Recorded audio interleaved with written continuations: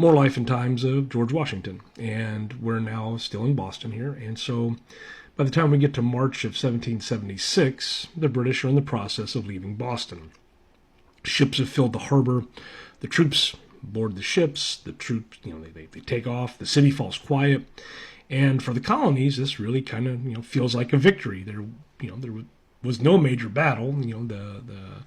There's no armies that clashed in major confrontations. I mean, we had Bunker Hill or Breed's Hill, but Boston was free of British control, and the colonial army, the Continental Army, still stood. But the war is not over, not even close. The British weren't defeated; they just had a strategic withdrawal. Their army remained intact, their navy remained powerful, and their strategy it simply shifted. They sailed north to Halifax, Nova Scotia. They regrouped while they were there, and they planned their return, elsewhere. George Washington was savvy enough to understand this, and he didn't celebrate this as wildly as some kind of monumental victory.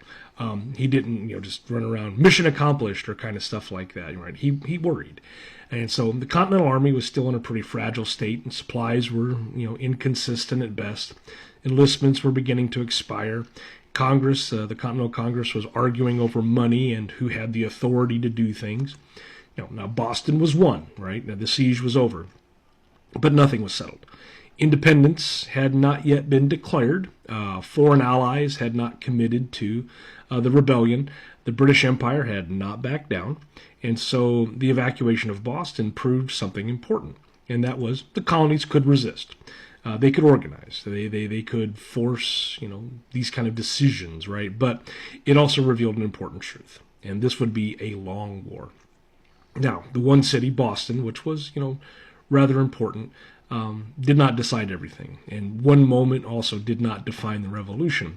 And so Washington begins preparations to move south, knowing that the next test would be harder when you have Philadelphia and New York south of Boston. And while the evacuation of Boston felt like a victory, it offered no real resolution. It was only proof that the struggle had really begun.